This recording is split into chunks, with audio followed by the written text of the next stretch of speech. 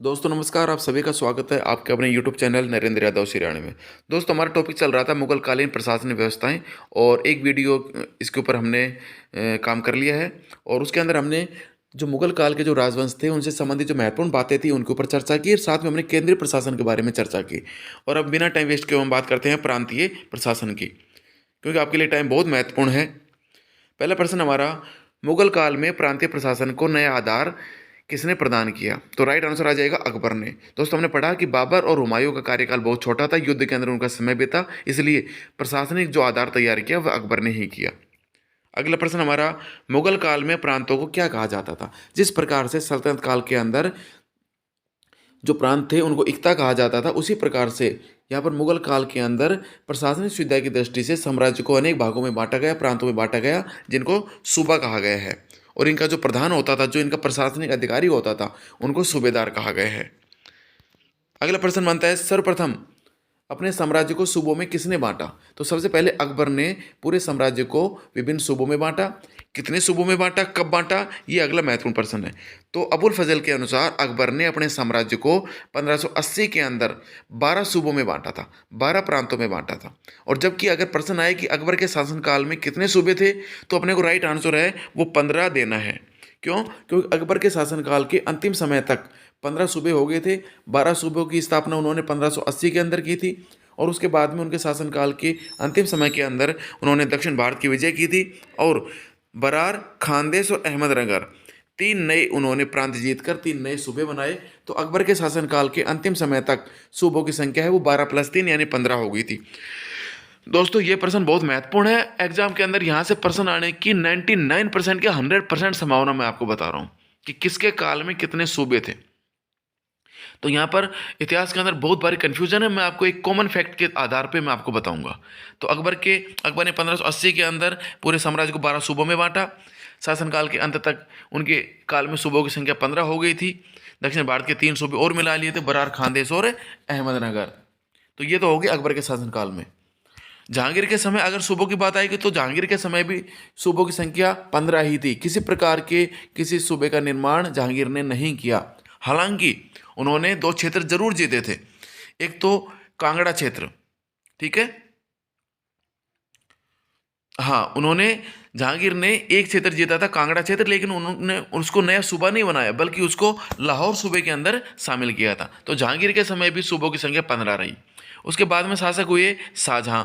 शाहजहां के काल में सूबों की संख्या है वह 18 हो गई थी। यानी इन्होंने 3 नए सूबे बनाए। लेकिन 3 नए सूबे कैसे बनाए? विजित करके नहीं बनाए, बल्कि जो पुराने सूबे थे उनको तोड़ के इन्होंने 3 नए सूबों का निर्माण किया। कौन कौन से? एक तो इन्होंने लाहौर सूबे से तोड़ के नया सूबा बनाया इन्होंने, कौन सा? कश्मीर। सिंध क्षेत्र से इन्होंने अलग किया, किसको? थट्टा को। और इन्होंने बंगाल से उड़ीसा को अलग करके नया सूबा बनाया। यानी कि शाहजहां के काल में सूबों की संख्या 15+3 18 हो गई थी। और 3 सूबे कौन कौन से? कश्मीर लाहौर से तोड़ के, थट्टा सिंध से तोड़कर और उड़ीसा को बंगाल से अलग करके सूबा बनाया। अब बात करते हैं औरंगजेब की। औरंगजेब के समय सूबों की संख्या 20 हो गई। कुछ जगह 21 भी आती है, कुछ नए सूबे बनाए, कुछ प्रांत हाथ से निकले, लेकिन अपने को कॉमन फैक्ट के ऊपर चलता है, ग्रेड 3 की भर्ती के अनुसार अपने को ज़्यादा गहराई में नहीं डूबना है। 18 सूबे थे। उसके बाद औरंगजेब के काल के अंदर इन्होंने 2 प्रांतों को विजित किया था दक्षिण भारत के, गोलकुंडा और बीजापुर। 1686 के अंदर बीजापुर और 1687 के अंदर इन्होंने गोलकुंडा को विजित किया था। 2 नए सूबे बनाए और सूबों की संख्या हो गई 20। ठीक है। प्रांत या सूबे के प्रशासक को क्या कहते थे? तो सूबेदार या फिर सिपाही सालार।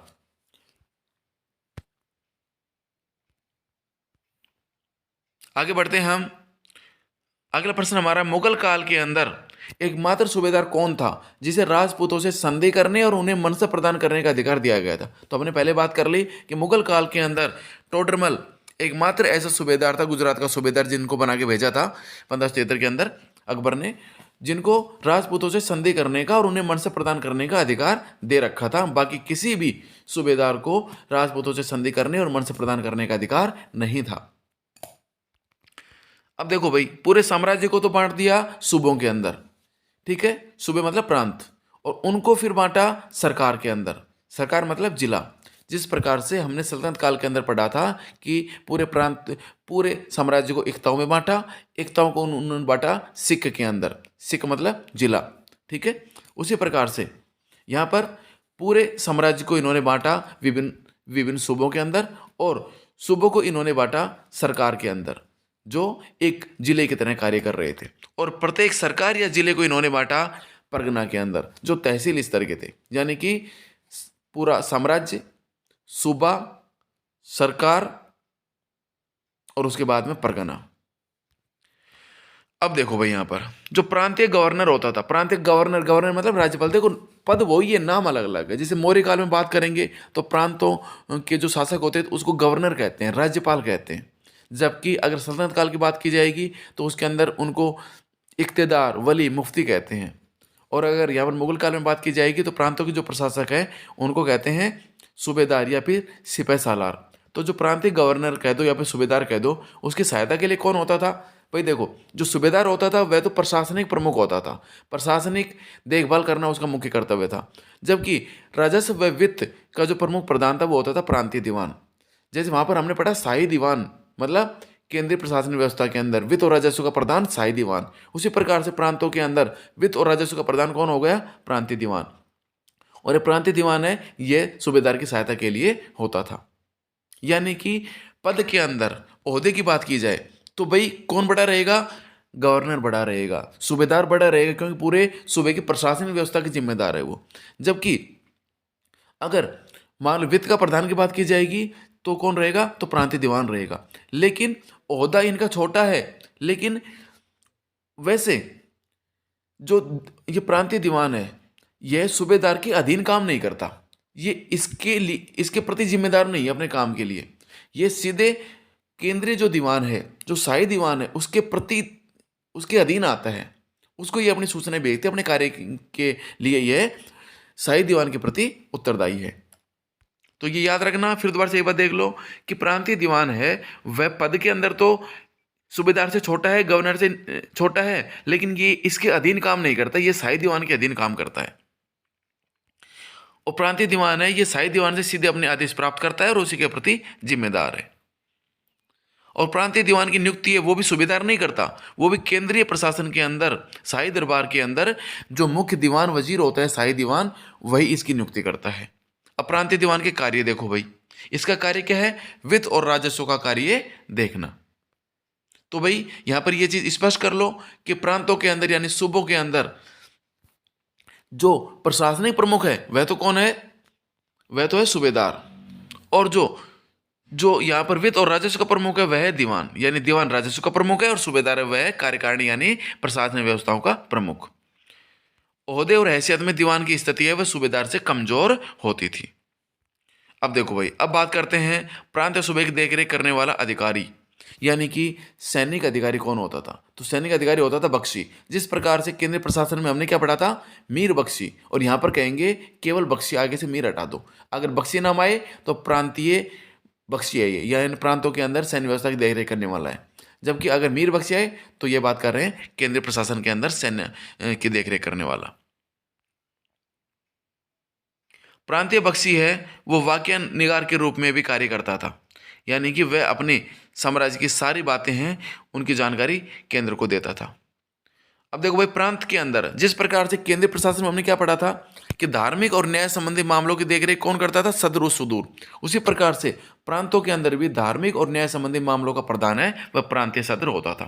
वहां पर सदर और सुदूर यानी केंद्रीय, यहाँ पर प्रांतीय सदर, नाम वही है, केवल उनके जो पद है ओहदा है वो कम हो रहा है। यहाँ पर केंद्र की तरह यहाँ पर भी जिस प्रकार केंद्र के अंदर सदर, सुदूर और काजी कुजात का पद एक ही व्यक्ति को दिया जाता था, उसी प्रकार से प्रांतों के अंदर भी सदर और काजी का पद है वो एक ही व्यक्ति को दिया जाता है। वहां पर काजी उल कुजात, यहाँ पर काजी, वहां पर सदर सुदूर, यहाँ पर केवल सदर। प्रांतीय सदर को मीर ए अदल के नाम से भी जाना जाता है। अब हम बात करेंगे सरकार या फिर जिले की, यानी कि सूबे के नीचे की प्रशासनिक इकाई सरकार, जो जिला स्तर की होती थी। तो सरकार, जिले का मुख्य अधिकारी कौन होता था भाई? फौजदार, अमलगुजार, खजानदार, बितिकची, कोतवाल, ये मुख्य अधिकारी थे। अब प्रश्न एक तो यही बनता है कि निम्न में से कौन सा अधिकारी है वो सरकारी स्तर का नहीं है, परगना स्तर का नहीं है, या फिर प्रांतीय सूबे के स्तर का नहीं है? इनके अंदर हम अलग अलग छांटते हैं। देखो भाई, जिस प्रकार से हमने पढ़ा, थोड़ा टाइम जरूर लग रहा है लेकिन चीज़ें स्पष्ट हो जाएंगी, नोट कर लेना इनको। सूबे के स्तर जैसे भाई सूबे के स्तर के ऊपर मुख्य प्रशासनिक अधिकारी कौन होता था? सूबेदार। उसी प्रकार सरकार या जिले का जो मुख्य प्रशासनिक अधिकारी था वह होता था फौजदार। वहां पर सूबेदार, यहाँ पर फौजदार। वहां पर जो मुख्य दीवान होता था प्रांत के अंदर वो होता था प्रांतीय दीवान, ठीक है। जबकि यहाँ पर उसका नाम दिया अमल गुजार। क्या नाम दिया? अमल गुजार, यानी कि राजस्व और वित्त व्यवस्था का प्रधान। प्रशासनिक, फौजदार के प्रशासनिक और सैन्य दायित्व होते थे जिनके बारे में हम देखेंगे।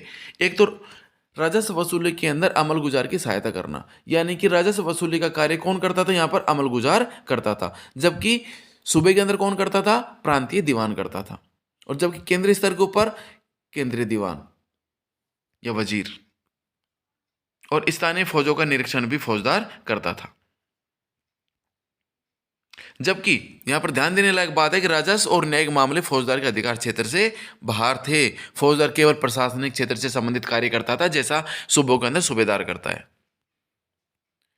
फौजदार के बाद में महत्वपूर्ण पद किसका होता था?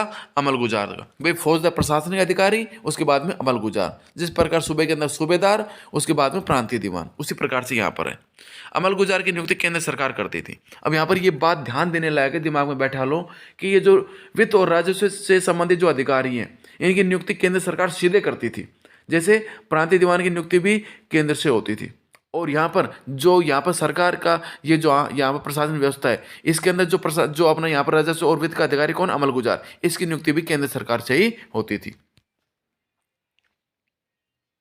अमल गुजार का कार्य भी यही है। चलो ठीक है, आगे बढ़ते हैं हम। शहर का प्रमुख प्रशासनिक अधिकारी कौन होता था? तो हमने सल्तनत काल के अंदर भी पढ़ा था कि शहर का मुख्य प्रशासनिक अधिकारी कोतवाल होता था। और कोतवाल का मुख्य कार्य क्या होता था? शिकायतों का निवारण करना, असामाजिक तत्वों को दंड देना, जमाखोरी रोकना, चोरी डकैती को रोकने का कार्य। अमल गुजार के अधीन लिपिक कौन होते थे? यानी लिखाई पढ़ाई का काम करने वाले कौन होते थे? उनका नाम था बितिचिकी। यानी कि ये सारे अधिकारी यहाँ पर एग्जाम में सीधा पूछ सकते हैं, निम्न में से कौन सा सरकारी या जिला स्तर का अधिकारी मुगल काल में नहीं था? तो कौन कौन थे? स्टार्ट से देखो, कोतवाल भी था, बितिचिकी भी था, अमल गुजार भी था और फौजदार था। उसके बाद में हम बात करते हैं नीचे वाले प्रशासनिक जो अपना विभाग है, परगना। ये अपने वर्तमान तहसील लेवल का है, जो सिख या फिर जिले के अधीन कार्य करता है, यानी सरकार के अधीन कार्य करता है। परगने के मुख्य अधिकारी पहले हम बात कर लेते हैं। आमिल, सिकदार, कानूनगो, काजी, मुफ्ती, चौधरी, फौजदार। सबके बारे में हम अच्छे से पढ़ेंगे, बहुत महत्वपूर्ण, इनके बारे में जानना जरूरी है हमें। आमिल, सबसे पहले बात करते हैं सिकदार की। परगने का मुख्य कार्यकारी प्रमुख कौन होता था? सिकदार। ऊपर से देखो, सूबे में सूबेदार, ठीक है। सरकार के अंदर हो गया फौजदार, और यहां पर परगने के अंदर हो गया सिकदार। ये क्या है? ये क्रम है प्रशासनिक अधिकारियों का। अब बात करते हैं सिकदार का मुख्य कार्य क्या होता था। इसका कार्य होता था राजस्व की उगाही में आमिल की सहायता करना। अब देखो भाई, अब देखते हैं हम राजस्व और वित्त के प्रधान को। सेंटर के अंदर हो गया केंद्रीय दीवान, दीवान हो गया, वजीर हो गया, ठीक है। सूबों के अंदर हो गया कौन? प्रांतीय दीवान। सरकार के अंदर कौन हो गया? अमल गुजार। और परगना के अंदर कौन हो गया? आमिल, ठीक है। ये सारे वित्त और राजस्व से संबंधित प्रधान हैं। परगने का जो खजांची होता था, पैसों का जो भंडार का जो प्रमुख होता था, वह होता था फौजदार। फौजदार में अंतर करना। फौजदार है वह सरकार स्तर का, जिले स्तर का सबसे बड़ा प्रशासनिक अधिकारी है, जबकि ये शब्द है फौजदार जो परगने का खजांची। तो इसमें कंफ्यूज नहीं होना है। सिकदार हमने पढ़ लिया, परगने का प्रशासनिक अधिकारी। आमिल पढ़ लिया, यहाँ का राजस्व वसूली का अधिकारी। फौजदार पढ़ लिया, परगने का खजांची होता था। और पटवारियों के ऊपर जो अधिकारी होता था, जो भूमि संबंधी रिकॉर्ड रखता था और राजस्व जमा करता था, वह होता था कानूनगो। यानी कि पटवारी ग्राम स्तर के ऊपर होता है और कानूनगो उनके ऊपर परगने के स्तर के ऊपर अधिकारी होता है। तो कानूनगो भी परगने स्तर का अधिकारी है। और परगने के अंदर जो लिपिक होते थे उनको कारकून कहते हैं। जिस प्रकार से ऊपर जो लिपिक हमने पढ़े थे सिकदार के अधीन, वो हमने पढ़ा था बितिकची, ठीक है। हमने कहाँ पर? जिला स्तर पर। उसी प्रकार परगने स्तर के ऊपर जो लिपिक होता था वह कारकून कहलाता था। अब यहाँ पर महत्वपूर्ण प्रश्न आता है 182 करोड़ी। अकबर ने 182 करोड़ी की नियुक्ति की। अब ये भाई करोड़ी क्या होता है? यानी अकबर ने परगनों के अंदर, जिन परगनों के अंदर जो राजस्व वसूली है वो 1 करोड़ दाम थी। 1 करोड़ दाम यानी 40वां हिस्सा होता है ये रुपये का। तो 1 करोड़ दाम जिनकी राजस्व वसूली थी, मतलब कि 2.5 लाख रुपए जिनकी राजस्व वसूली थी, उनको एक अलग से उनके ऊपर एक अधिकारी नियुक्त किया, जिसको नाम दिया क्या, जिसको नाम दिया किरोड़ी। तो अकबर ने अपने शासनकाल के अंदर 182 करोड़ियों की नियुक्ति की थी। अब हम बात करते हैं सबसे छोटी प्रशासनिक इकाई की, गांव। देखो भाई, मुगल काल में जब तक किसान सरकार को लगान देता था भूमि पर, उसी का व्यक्तिगत अधिकार होता था, यानी भूमि के ऊपर किसान का अधिकार था। सरकार केवल राजस्व वसूली करती थी सल्तनत काल की तरह। गांव के जो प्रधान होते थे कौन कौन थे? खुद मुकदम चौधरी, यही उसमें सल्तनत काल में आया, यही चीज यहीं पर है। खुद मुकदम चौधरी, जो मुकदम होता था वह गांव का मुखिया होता था, सबसे बड़ा सबसे वयोवृद्ध होता था, और खुद और चौधरी ये राजस्व वसूली का कार्य करते थे। और यहाँ पर राजस्व वसूली का जो मुख्य कार्य करता था वह पटवारी करता था, और खुद और चौधरी की हेल्प करते थे। और पटवारी के ऊपर अपने परगना स्तर के ऊपर कौन होता था? वहाँ पर होता था कानून को। तो ये सारी चीज़ों को एक साथ थोड़ा कंपेयर करके याद करेंगे तो अच्छे से याद हो जाएगी। अब हम बात करते हैं मुगल काल के अन्य अधिकारी। चलो इनको देखते हैं। मुहतसिब तो हमने सल्तनत काल के अंदर भी पढ़ा था कि प्रजा के नैतिक चरित्र की देखरेख करने वाला अधिकारी मुहतसिब कहलाता है। अगला है मुशरिफ और मुस्तौफी, ये भी हमने पढ़ा था, ये हमने सल्तनत काल के अंदर भी हमने पढ़ा था। मुशरिफ और मुस्तौफी, देखो भाई इनके शब्दों से पता लगाओ। मुशरिफ थोड़ा भारी शब्द लगता है, और दूसरा शब्द बोल के देखो मुस्तौफी, मुस्तौफी ये हल्का शब्द लगता है। यानी मुशरिफ का कार्य भारी है और मुस्तौफी का हल्का है, इस हिसाब से संबंध बैठा सकते हैं। पहला मुशरिफ लेखाधिकारी, यार बेचारा लिखाई पढ़ाई में के अंदर लगा रहता है, कितना काम है। जबकि दूसरा है मुस्तौफी, हल्का शब्द है, यानी लेखा परीक्षा, केवल ऊपर से वो निरीक्षण करते जांच करता है, वो कोई भारी कार्य नहीं करता है। तो मुशरिफ और मुस्तौफी को हम याद कर सकते हैं लेखाधिकारी और लेखा परीक्षक के रूप में। अगला अधिकारी है वाकिया नवीस, यानी कि समाचार लेखक और सूचनाओं का आदान प्रदान करने वाला वाकिया नवीस होता है। अगला है खुफिया नवीस, जो हमें खुफिया जानकारी दे, यानी गुप्त खबरें देने वाला अधिकारी खुफिया नवीस कहलाता है। मीर बहर, ये अपने सल्तनत काल में भी आया था। बहर बहना यानी पानी से संबंधित, यानी नौसेना के प्रधान को मीर बहर कहते हैं। अगला है हमारा दरोगा, एक डाक चौकी यानी डाक देने वाला दरोगा, यानी डाक विभाग का प्रमुख और गुप्तचर होता है। गुप्तचरी भी करता है और डाक विभाग का प्रधान भी होता है, यानी सूचनाएं भी दे के आता है और साथ में जाता है तो वहां से गुप्तचरी भी करके लाता है। अगला शब्द है मीरे आतिश। दोस्तों ये है ना सल्तनत काल से मिलते जुलते हैं, अपने को ज़्यादा दिक्कत नहीं आएगी, अपने को शब्द पकड़ने हैं बस। मीरे आतिश, जो आतिशबाजी करे, आतिशबाजी मतलब तोप खाने, तो तोप खाने का प्रधान है, उसको मीरे आतिश के नाम से जानते हैं। मीरे बर का मतलब मधुमक्खी से लगा लो, यानी मधुमक्खी जंगल में रहती है। मीरे बर है वह वन विभाग का अधिकारी होता है। दीवाने खालसा, दीवाने जागीर, दोनों में अंतर देखो। मैंने आपको बता दिया खालसा भूमि वह भूमि होती है जो सीधे सम्राट के अधीन होते, केंद्र प्रशासन के अधीन होती है। तो दीवाने खालसा यानी उस भूमि के ऊपर, यानी कि जो केंद्रीय प्रशासन के अधीन जो भूमि है, उस भूमि के ऊपर जो देखरेख करने वाला अधिकारी है वह दीवाने खालसा कहलाएगा। तो यहाँ पर दीवाने की जगह पर दीवाना कर लो, दीवाने खालसा भूमि की देखरेख करने वाला अधिकारी।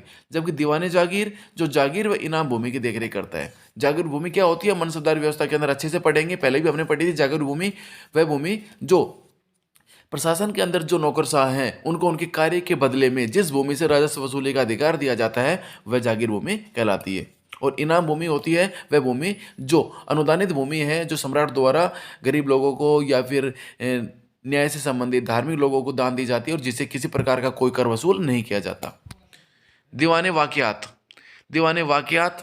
क्या वाकया हुआ, मतलब रोजाना क्या क्या वाकये होते हैं। दीवाने वाकयात यानी रोजाना की आमदनी और खर्चों का हिसाब किताब रखने वाला अधिकारी। दीवाने बयुतात, राज्य के कारखानों पर नियुक्त। तो हमने पढ़ा था कि जो मीरे सामा होता है, जो कारखानों का प्रधान होता है, उसके अधीन ये काम करता है दीवाने बयुतात। तो ये भी राज्य के कारखाने के ऊपर नियुक्त अधिकारी है। अगला है दीवाने तन मतलब वेतन, मतलब पैसा, यानी कर्मचारियों को वेतन बांटने का कार्य दीवाने तन करता है। और अगला है तैनात ए रकाब। देखो ये अच्छे से समझना, मुगल दरबार में नियुक्त अभिजातों का ऐसा समूह, ऐसा सुरक्षित दल जिसे किसी भी प्रांतीय सैन्य अभियानों में प्रतिनियुक्त किया जा सकता है। तो देखो थोड़ा हम सह संबंध हम यहाँ पर बैठाते हैं। एक तो होते हैं पैबाकी भूमि वह भूमि होती है जो जागीर भूमि बांटने के लिए आरक्षित रखी जाती है, कि जब भी किसी को जागीर भूमि बांटनी हो तो उसमें से दे दो, वो होगी दीवाने पैबाकी। ये है तैनात ए रकाब, यानी कि एक आरक्षित दल सेना का गठित किए हुए रखते हैं कि जब भी आवश्यकता पड़ी तब उसको सैन्य अभियान के लिए उसको युद्ध भूमि के अंदर भेजा जा सके। तो दोस्तों वीडियो बड़ा हो जाएगा, तबीयत भी खराब हो रही है, तो इस टॉपिक को हम यहीं पर थोड़ा एंड करते हैं। अगला वीडियो हम बनाएंगे जिसके अंदर हम बात करेंगे मुगल कालीन अर्थव्यवस्था की बात करेंगे, भूमि की बात करेंगे और राजस्व आकलन की पद्धतियाँ, भू राजस्व प्रणाली, न्याय पद्धति, मनसबदारी और हमारा सैन्य प्रशासन। बहुत लंबा टॉपिक है, 2 वीडियो ये अपने कंप्लीट हो चुके हैं और शायद 2 से 3 वीडियो और बनेंगे, अपना मुगल काल कंप्लीट हो जाएगा। तो दोस्तों वीडियो कैसा लगा कमेंट बॉक्स के अंदर ज़रूर बताएं, और अगर अभी तक आपने हमारे चैनल को सब्सक्राइब नहीं किया है तो चैनल को सब्सक्राइब जरूर करें। जय हिंद।